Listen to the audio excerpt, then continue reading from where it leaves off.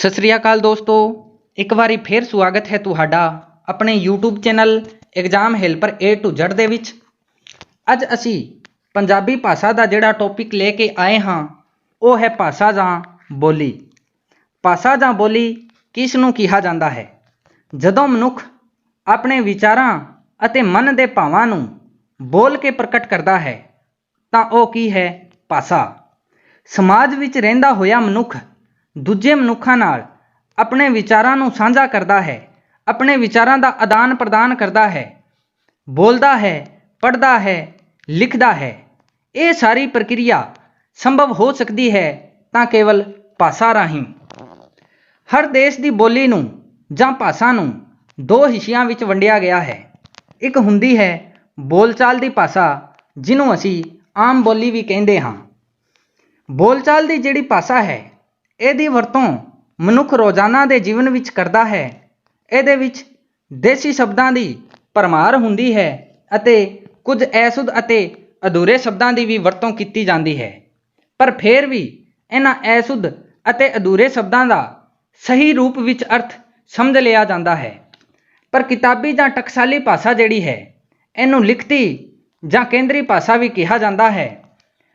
ਇਹ ਭਾਸ਼ਾ ਵਿਆਕਰਣ ਦੇ ਨਿਯਮਾਂ ਦੇ ਅਨੁਸਾਰ ਹੀ ਹੁੰਦੀ ਹੈ ਅਤੇ ਇਸ ਨੂੰ ਸਾਹਿਤਕ ਜਾਂ ਸ਼ੁੱਧਤਾ ਦੀ ਬੋਲੀ ਵੀ ਕਿਹਾ ਜਾਂਦਾ ਹੈ। ਇਸੇ ਕਿਤਾਬੀ ਜਾਂ ਟਕਸਾਲੀ ਭਾਸ਼ਾ ਦੇ ਵਿੱਚ ਹੀ ਉਸ ਰਾਜ ਦੇ ਅਖਬਾਰ, ਰਸਾਲੇ ਅਤੇ ਕਿਤਾਬਾਂ ਛਪਦੀਆਂ ਹੈ। ਕਿਤਾਬੀ ਜਾਂ ਟਕਸਾਲੀ ਭਾਸ਼ਾ ਜਿਹੜੀ ਹੈ ਇਸ ਵਿੱਚ ਸ਼ਬਦਾਂ ਦੇ ਅਰਥ ਨਿਸ਼ਚਿਤ ਹੁੰਦੇ ਹਨ, ਪਰ ਬੋਲਚਾਲ ਦੀ ਭਾਸ਼ਾ ਜਿਹੜੀ ਹੈ ਇਹਦੇ ਵਿੱਚ ਸ਼ਬਦਾਂ ਦੇ ਅਰਥ ਨਿਸ਼ਚਿਤ ਨਹੀਂ ਹੁੰਦੇ। ਇਹਦੇ ਵਿੱਚ ਦੇਸੀ ਸ਼ਬਦਾਂ ਦੀ ਭਰਮਾਰ ਹੁੰਦੀ ਹੈ। ਇਹਦੇ ਵਿੱਚ ਅਸ਼ੁੱਧ ਅਤੇ ਅਧੂਰੇ ਸ਼ਬਦਾਂ ਦੀ ਵੀ ਵਰਤੋਂ ਕੀਤੀ ਜਾਂਦੀ ਹੈ। ਪਰ ਟਕਸਾਲੀ ਜਾਂ ਲਿਖਤੀ ਭਾਸ਼ਾ ਜਿਹੜੀ ਹੈ ਇਹ ਵਿਆਕਰਣ ਦੇ ਨਿਯਮਾਂ ਦੇ ਅਨੁਸਾਰ ਹੁੰਦੀ ਹੈ ਅਤੇ ਇਹਦੇ ਵਿੱਚ ਸ਼ਬਦਾਂ ਦੇ ਅਰਥ ਨਿਸ਼ਚਿਤ ਹੁੰਦੇ ਹਨ। ਕਿਸੇ ਵੀ ਰਾਜ ਦੀ ਰਾਜਕਾਜ ਦੀ ਭਾਸ਼ਾ ਲਿਖਤੀ ਭਾਸ਼ਾ ਜਾਂ ਟਕਸਾਲੀ ਭਾਸ਼ਾ ਜਾਂ ਕਿਤਾਬੀ ਭਾਸ਼ਾ ਹੁੰਦੀ ਹੈ। ਹੁਣ ਅਸੀਂ ਗੱਲ ਕਰਦੇ ਹਾਂ ਭਾਸ਼ਾ ਦੇ ਰੂਪ। ਤਾਂ ਭਾਸ਼ਾ ਦੇ ਤਿੰਨ ਰੂਪ ਹਨ। ਪਹਿਲਾ ਹੈ ਰਾਸ਼ਟਰੀ ਭਾਸ਼ਾ, ਦੂਜਾ ਅੰਤਰਰਾਸ਼ਟਰੀ ਭਾਸ਼ਾ ਅਤੇ ਤੀਜਾ ਹੈ ਮਾਤ ਭਾਸ਼ਾ ਜਾਂ ਮਾਂ ਬੋਲੀ। ਰਾਸ਼ਟਰੀ ਭਾਸ਼ਾ ਜਿਹੜੀ ਹੈ ਇਹ ਕਿਸੇ ਦੇਸ਼ ਦੀ ਕੇਂਦਰੀ ਭਾਸ਼ਾ ਹੁੰਦੀ ਹੈ। ਉਸ ਦੇਸ਼ ਦਾ ਸਾਰਾ ਸਰਕਾਰੀ ਜੋ ਰਾਜਕਾਜ ਹੁੰਦਾ ਹੈ, ਸਾਰਾ ਸਰਕਾਰੀ ਕੰਮਕਾਜ ਇਸੇ ਰਾਸ਼ਟਰੀ ਭਾਸ਼ਾ ਦੇ ਵਿੱਚ ਹੀ ਹੁੰਦਾ ਹੈ। ਜਿਵੇਂ ਕਿ ਹਿੰਦੀ ਭਾਰਤ ਦੀ ਰਾਜ ਭਾਸ਼ਾ ਹੈ। ਇਸੇ ਹਿੰਦੀ ਭਾਸ਼ਾ ਦੇ ਵਿੱਚ ਭਾਰਤ ਦਾ ਰਾਜਕਾਜ ਹੁੰਦਾ ਹੈ। ਦੂਜੀ ਅੰਤਰਰਾਸ਼ਟਰੀ ਭਾਸ਼ਾ ਜਿਹੜੀ ਹੈ ਇਹ ਪੂਰੇ ਵਿਸ਼ਵ ਦੇ ਵਿੱਚ ਸੰਚਾਰ ਦਾ ਮਾਧਿਅਮ ਹੁੰਦੀ ਹੈ। ਜਿਵੇਂ ਕਿ ਅੰਗਰੇਜ਼ੀ। ਇੱਕ ਦੇਸ਼ ਦੂਜੇ ਦੇਸ਼ ਨਾਲ ਜੋ ਵੀ ਸੰਚਾਰ ਕਰਦਾ ਹੈ ਉਹ ਇਸੇ ਅੰਤਰਰਾਸ਼ਟਰੀ ਭਾਸ਼ਾ ਦੇ ਵਿੱਚ ਹੀ ਕਰਦਾ ਹੈ, ਜਿਵੇਂ ਕਿ ਅੰਗਰੇਜ਼ੀ ਦੇ ਵਿੱਚ। ਮਾਤ ਭਾਸ਼ਾ ਜਾਂ ਮਾਂ ਬੋਲੀ ਇਨਸਾਨ ਆਪਣੀ ਮਾਂ ਤੋਂ ਹੀ ਸਿੱਖਦਾ ਹੈ।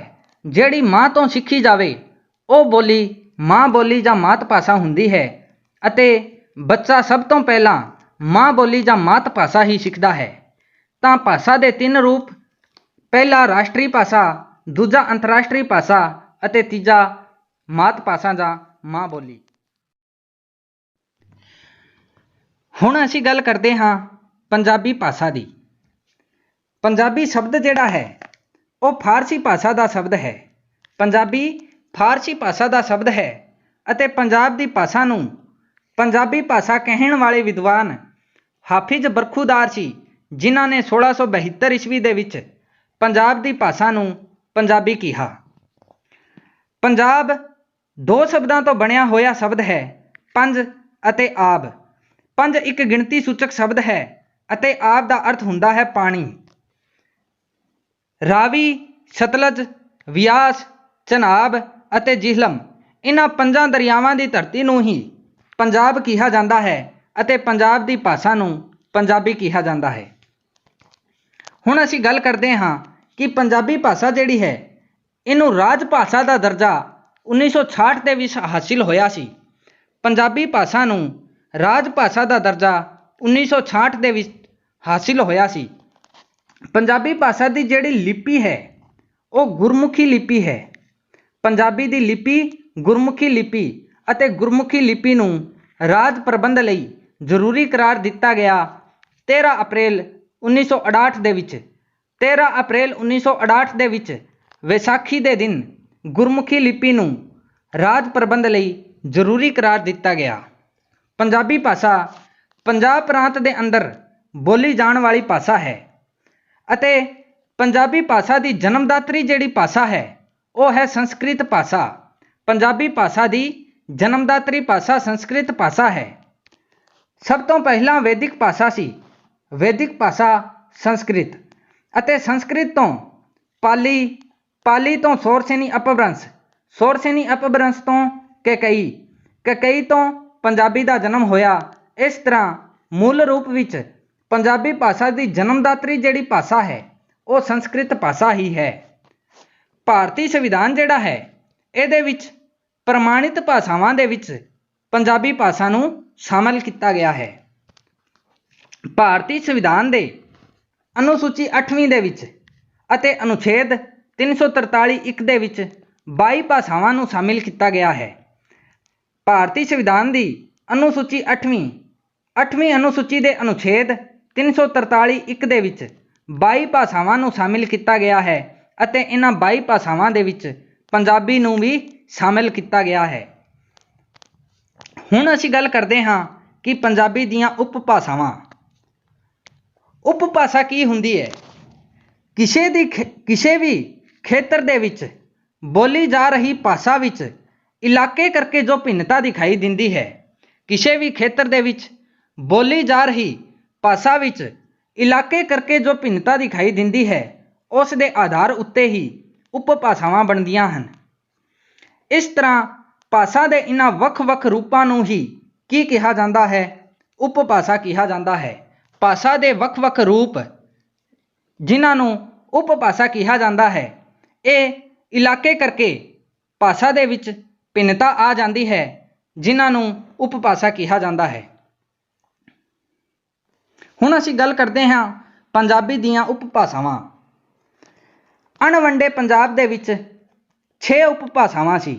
ਅਣਵੰਡਾ ਪੰਜਾਬ, ਜਦੋਂ ਭਾਰਤ ਅਤੇ ਪਾਕਿਸਤਾਨ ਦੋਨੋਂ ਇੱਕ ਹੀ ਹੁੰਦੇ ਸੀ, ਭਾਰਤ ਅਤੇ ਪਾਕਿਸਤਾਨ ਦਾ ਜਦੋਂ ਬੰਟਵਾਰਾ ਨਹੀਂ ਸੀ ਹੋਇਆ ਉਸ ਵੇਲੇ ਅਣਵੰਡੇ ਪੰਜਾਬ ਦੇ ਵਿੱਚ 6 ਉਪ ਭਾਸ਼ਾਵਾਂ ਸੀ।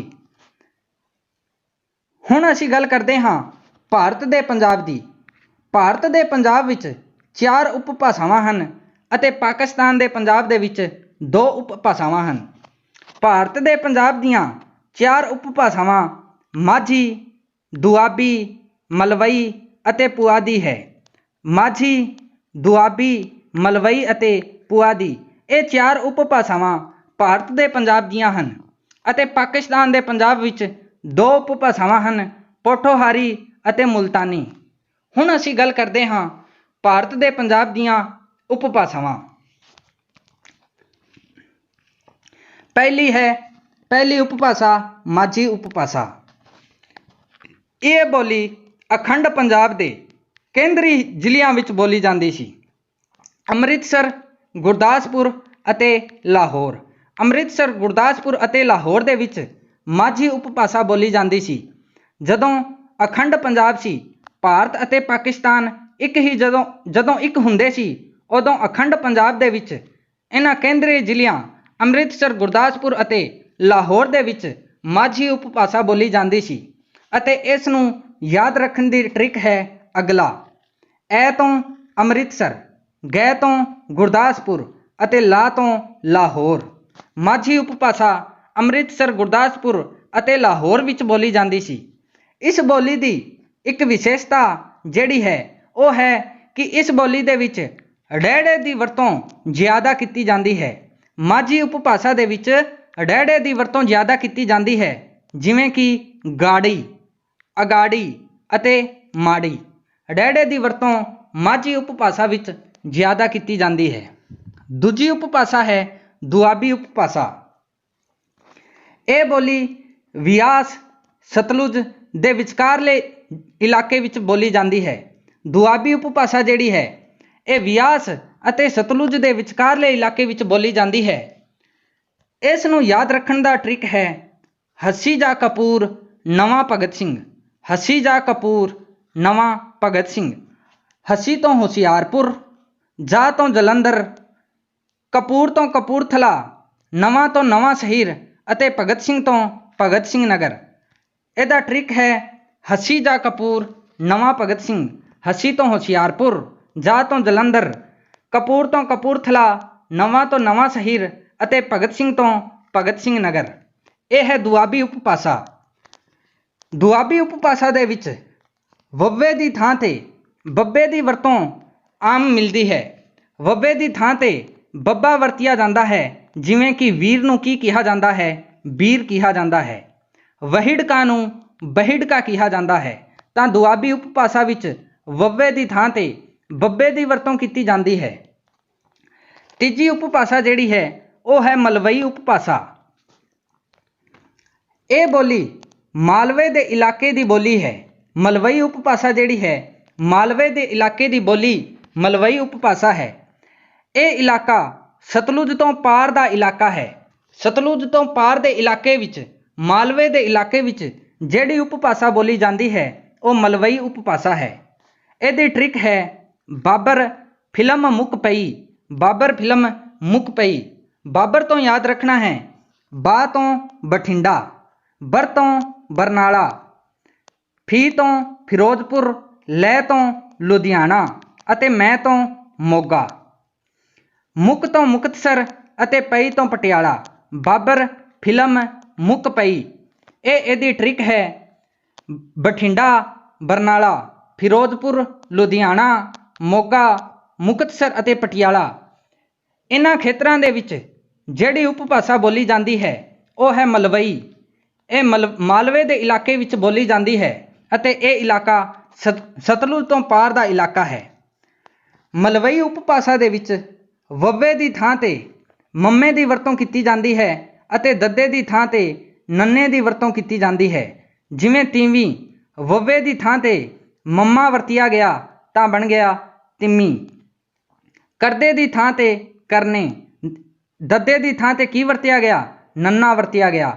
ਤਾਂ ਇਸ ਉਪਭਾਸ਼ਾ ਦੇ ਵਿੱਚ ਮਲਵਈ ਉਪਭਾਸ਼ਾ ਦੇ ਵਿੱਚ ਵੱਵੇ ਦੀ ਥਾਂ ਤੇ ਮੰਮਾ ਵਰਤਿਆ ਜਾਂਦਾ ਹੈ ਅਤੇ ਦੱਦੇ ਦੀ ਥਾਂ ਤੇ ਨੰਨਾ ਵਰਤਿਆ ਜਾਂਦਾ ਹੈ। ਚੌਥੀ ਜਿਹੜੀ ਉਪਭਾਸ਼ਾ ਹੈ ਉਹ ਹੈ ਪੁਆਧੀ ਉਪਭਾਸ਼ਾ। ਅਤੇ ਪੁਆਧੀ ਉਪਭਾਸ਼ਾ ਨੂੰ ਯਾਦ ਰੱਖਣ ਦੀ ਜਿਹੜੀ ਟ੍ਰਿਕ ਹੈ ਉਹ ਹੈ ਅਪਸਰ ਰੋ ਪਈ। ਅਪਸਰ ਰੋ ਪਈ। ਇਹ ਹੈ ਪੁਆਧੀ ਉਪਭਾਸ਼ਾ ਦੀ ਟ੍ਰਿਕ। ਅਪਸਰ ਤੋਂ ਯਾਦ ਰੱਖਣਾ ਹੈ ਐ ਤੋਂ ਅੰਬਾਲਾ, ਫੈ ਤੋਂ ਫਤਿਹਗੜ੍ਹ ਸਾਹਿਬ, ਸੈ ਤੋਂ ਸੰਗਰੂਰ ਅਤੇ ਰੋ ਤੋਂ ਰੋਪੜ, ਪਈ ਤੋਂ ਪਟਿਆਲਾ। ਅਪਸਰ ਰੋ ਪਈ। ਐ ਤੋਂ ਅੰਬਾਲਾ ਯਾਦ ਰੱਖਣਾ ਹੈ, ਫੈ ਤੋਂ ਫਤਿਹਗੜ੍ਹ ਸਾਹਿਬ, ਸਰ ਤੋਂ ਸੰਗਰੂਰ, ਰੋ ਤੋਂ ਰੋਪੜ ਅਤੇ ਪਈ ਤੋਂ ਪਟਿਆਲਾ। ਇਹ ਹੈ ਪੁਆਧੀ ਉਪਭਾਸ਼ਾ। ਪੁਆਧੀ ਉਪਭਾਸ਼ਾ ਦੇ ਵਿੱਚ ਸੀ ਨੂੰ ਤੀ ਬੋਲਿਆ ਜਾਂਦਾ ਹੈ। ਸੀ ਨੂੰ ਕੀ ਬੋਲਿਆ ਜਾਂਦਾ ਹੈ? ਤੀ। ਜਿਵੇਂ ਪੜ੍ਹਿਆ ਸੀ ਨੂੰ ਪੜ੍ਹਿਆ ਤੀ। ਸੀ ਦੀ ਥਾਂ ਤੇ ਤੀ ਦੀ ਵਰਤੋਂ ਕੀਤੀ ਜਾਂਦੀ ਹੈ ਅਤੇ ਇਸ ਭਾਸ਼ਾ ਵਿੱਚ ਜਿਵੇਂ ਮੁੰਡਾ, ਮੁੰਡੇ ਨੂੰ ਕੀ ਕਿਹਾ ਜਾਂਦਾ ਹੈ? ਛੋਕਰੇ। ਮੁੰਡੇ ਨੂੰ ਛੋਕਰੇ ਕਿਹਾ ਜਾਂਦਾ ਹੈ। ਤਾਂ ਇਹ ਸੀ ਅੱਜ ਦਾ ਸਾਡਾ ਵੀਡੀਓ। ਇਹ ਤੁਹਾਨੂੰ ਕਿਹੋ ਜਿਹਾ ਲੱਗਿਆ ਇਹ ਸਾਡੇ ਕਮੈਂਟ ਕਰਕੇ ਜ਼ਰੂਰ ਦੱਸਿਓ। ਜੇ ਤੁਹਾਨੂੰ ਇਹ ਵੀਡੀਓ ਪਸੰਦ ਆਇਆ ਹੋਵੇ ਤਾਂ ਲਾਈਕ ਕਰਿਓ, ਵੱਧ ਤੋਂ ਵੱਧ ਵੀਡੀਓ ਨੂੰ ਸ਼ੇਅਰ ਕਰਿਓ ਅਤੇ ਸਾਡੇ YouTube channel exam helper A to Z ਨੂੰ ਸਬਸਕ੍ਰਾਈਬ ਕਰਿਓ। ਧੰਨਵਾਦ।